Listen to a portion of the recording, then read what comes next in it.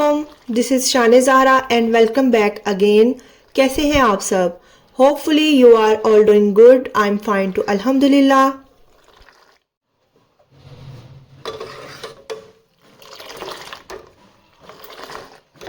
ठंडे ठंडे मौसम में सुबह सुबह बस एक चीज़ की तलब होती है और वो होती है चाय।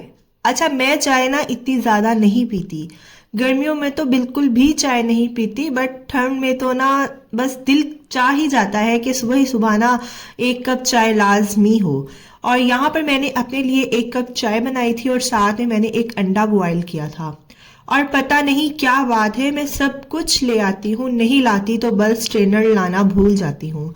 हालांकि मेरे स्ट्रेनर इतने ज़्यादा गंदे हो चुके हैं। अच्छा, छोटी सी चीज़ है बट मेरे माइंड में ही नहीं रहती। हालांकि अभी वीकेंड पे ना मैं मार्केट भी गई हुई थी, लेकिन बस जहन में ही नहीं रहा।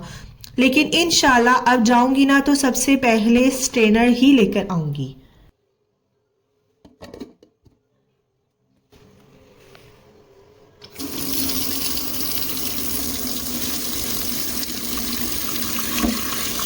अच्छा, आज का व्लॉग जो है ना, जो मैं आपके साथ शेयर कर रही हूँ, वो मेरा कोई एक दिन का व्लॉग नहीं है। वो लास्ट वीकेंड से ये मेरे घर में काम चल रहे थे, जो मैं छोटे छोटे क्लिप्स ले रही थी। लेकिन आज वो मैं आपके साथ शेयर करूँगी।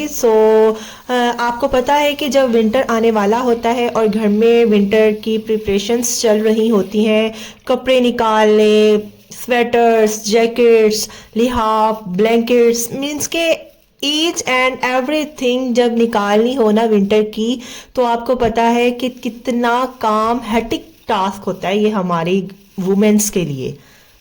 आगे चल के ना आप मेरी वीडियो में छोटे छोटे क्लिप्स आपको देखने के लिए मिलेंगे। जो मैंने ब्लैंकेट्स वगैरह निकाले थे ना, उनको मैंने धूप अच्छी खासी लगवा ली थी, क्योंकि आपको पता है कि जब विंटर स्टार्ट हो जाता है ना, तो फिर विंटर की उस धूप में उतनी तेज़ी नहीं रहती जो नॉर्मल वेदर में धूप की तेज़ी होती है। पहले ही मैंने धूप लगवा ली थी ब्लैंकेट्स वगैरह को, और फिर मैंने इनको इनके कवर में डाल के रख लिया था, ताकि जब हमें इनकी ज़रूरत पड़े तो फ़ौरन हम लोग ब्लैंकेट्स को ना निकाल सकें।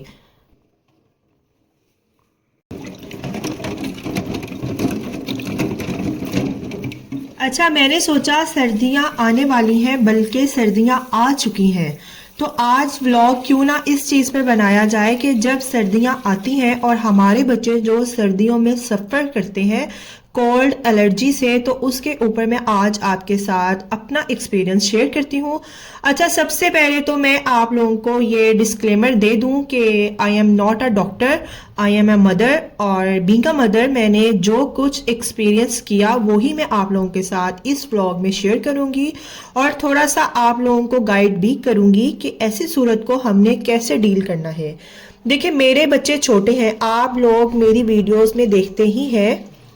एक मेरी बेटी है और एक मेरा बेटा माशाल्लाह से। अच्छा, बेटी मेरी 4 साल की होने वाली है और बेटा मेरा ना 2 साल का होने वाला है। तो बच्चों के इस जर्नी में जो कुछ मैंने सीखा या जो कुछ इनकी सेफ्टी के लिए मैं करती हूँ, वो मैं आज आपके साथ शेयर करूँगी, ताकि अगर आपके बच्चे भी छोटे हैं तो आप भी इन चीज़ों से फ़ायदा उठा सकें। अच्छा, जब मेरी बेटी छोटी थी ना, तो जैसे ही सर्दियाँ शुरू होती थी, लाइक अक्टूबर का सीज़न आता था, तो बेटी मेरे बेटे को भी ज़ुकाम स्टार्ट हो जाता था। नज़ला ज़ुकाम, ये जो कुछ भी है वो स्टार्ट हो जाता था। और फिर ये नज़ला ज़ुकाम इतना लंबा चलता था कि सम टाइम्स तो एक एक महीना हो जाता था। और फिर ये होता था कि एक महीने के बाद कोई 10 दिन सुकून के गुजरते थे और उसके बाद फिर नज़ला ज़ुकाम का अटैक हो जाता था। और डॉक्टर्स को चेक करवाया तो डॉक्टर्स ये कहते थे कि बच्चे इधर उधर जाते हैं, बाहर जाते हैं, तो वायरस लग जाता है, जिसकी वजह से ये प्रॉब्लम हो रही है। तो मैं ये कहती थी कि यार, गर्मियों में भी तो बच्चे बाहर निकलते हैं ना, तो ये प्रॉब्लम गर्मियों में क्यों नहीं होती? बेशक ये वायरस बाहर की आबो हवा में ही है, सारी बातें मैं मानती हूँ, लेकिन ये जो इतने लंबे अरसे के लिए बच्चों का नज़ला ज़ुकाम चल रहा है, ये किस टाइप का वायरस है जो ख़त्म होने में ही नहीं आता? वायरस का तो वैसे टाइम पीरियड होता है, वो 11 से 12 दिन का होता है। उसके बाद उसका जो लाइफ साइकिल होता है, उसके बाद वो ख़त्म हो जाता है। तो मैं उस वक्त ये सोचती थी कि ये कैसा वायरस है मेरे बच्चों को हो गया है जो ख़त्म होने में ही नहीं आता। और यकीन करें पूरी सर्दी दोनों मेरे बच्चे बीमार रहते थे, और फिर इनके बीमार होने की वजह से मैं और मेरे हबी बहुत ज़्यादा अपसेट रहते थे, और बाहर आना जाना, बाहर हमारा बिल्कुल निकलना हम लोग बंद कर देते थे। यही डर लगा रहता था कि बच्चों को ठंड ना लग जाए, सर्दी ना लग जाए। सारी चीज़ें हम लोग ट्राई कर ली, डॉक्टर्स को दिखा दिया, यानी हर किसी कोई अगर हमें कोई टोटका बताता था ना कि लाइक टोटकों में ये कहता था कि अदरक के रस में काली मिर्च मिक्स करके खिला दो, कोई कहता था शहद में ये मिक्स करके खिला दो। अच्छा, मैं ये सब कुछ कर भी रहती थी, और कुछ चीज़ें ऐसी होती थी जो मैं नहीं भी करती थी। मैं इन टोटकों को बिल्कुल भी गलत नहीं कहती, ये किसी हद तक सही भी होते हैं, क्योंकि ये बड़ों की कही हुई बातें हैं, तो मैं गलत बिल्कुल नहीं कह रही इनको। बस इतना कहती हूँ कि किसी किसी को ये टोटके सूट कर जाते हैं, और किसी किसी पर कोई फर्क नहीं पड़ता इन चीज़ों का भी। अच्छा, मेरे बच्चों को कोल्ड एलर्जी थी, मतलब उन्हें ठंड से एलर्जी थी। अच्छा, उसमें बच्चों को फुली मैं कवर्ड रखती थी, हर तरह से। मैं अब भी बच्चों को फुल कवर्ड ही रखती हूँ, लेकिन ठंड का मौसम होता है और जाहिर है पूरा इन्वायरमेंट ही सर्दी से भरा हुआ होता है, क्योंकि सर्दी का सीज़न था। ओबियसली ठंड तो लगनी ही थी। तो कहने का मतलब सिर्फ ये है कि अगर आपके बच्चों को ये कोल्ड एलर्जी का मसला है, और आपको पता है कि आपके बच्चों को कोल्ड एलर्जी है और सर्दियां आते ही आपके बच्चों को नज़ला ज़ुकाम हो जाता है, तो आपने इसके लिए कुछ एहतियाती तदाबीर करनी है। एक तो जैसे ही मौसम चेंज होता है ना, थोड़ा सा भी चेंज होता है, लाइक हम बड़े हैं और हमें ये लग रहा होता है कि अभी ठंड नहीं आई, अभी गर्मी है, लेकिन बच्चे क्योंकि नाजुक होते हैं, उनके लिए वो जो थोड़ा सा चेंज होता है ना वेदर में भी, वो काफ़ी होता है। तो बच्चों को ना आप नीचे शर्ट के नीचे वेस्ट पहनानी शुरू कर दें, वेस्ट या बुनियान कोई भी नीचे पहनानी शुरू कर दें, ताकि उनकी चेस्ट कवर हो जाए, ठीक है। और अगर गाड़ी नहीं है आपके पास, आप बाइक पर बाहर निकलते हैं, तो रात में बच्चों को लेकर जाना ना अवॉइड करें। बाइक्स पर मत लेकर जाएं रात में, हाँ दिन में ले जाएं, लेकिन रात में बिल्कुल मत लेकर जाएं। दूसरा ये कि बच्चों को घर में गर्म चीज़ें दें, जैसा कि बॉयल अंडा खिलाएं बच्चों को। और अगर आपको ये लगता है कि रात में बच्चों को अंडा सूट नहीं करता, तो बेहतर यही है कि दिन में खिला दें और काली मिर्चों के साथ खिलाएं, ठीक है। काली मिर्चें और नमक डाल के फिर बच्चों को अंडा खिलाएं। अपने बच्चों को ना हमेशा सर्दियों में नीम गर्म पानी पिलाएं, क्योंकि बाहर पड़ा हुआ पानी इतना ठंडा हो जाता है कि हम आराम से बच्चों को रिलैक्स होकर दे देते हैं। बट सर्दियों में बाहर पड़ा हुआ पानी इतना कोई ठंडा होता है कि छोटे बच्चे वो ठंडा पानी भी बर्दाश्त नहीं कर पाते, तो उनके लिए वो ठंडा पानी पीना ठीक बात नहीं है। चेस्ट जकड़ी जा सकती है, बलगम हो सकता है चेस्ट में, तो नीम गर्म पानी दें बच्चों को, हमेशा नीम गर्म पानी दें अपने बच्चों को सर्दियों में। हमेशा आपने ऐसा ही करना है, और मैं भी ऐसे ही करती हूँ कि उन्हें नीम गर्म पानी ही देती हूँ। और अगर आपके बच्चे जोशांदा पी सकते हैं, तो उन्हें हर 3 से 4 दिन बाद आप जोशांदा भी दें, काफ़ी इफेक्टिव होता है। लेकिन वो जो साशे होते हैं ना, वो सारे नहीं आपने बच्चों को दे देने, आपने उसमें से थोड़ा थोड़ा करके बच्चों को देना है।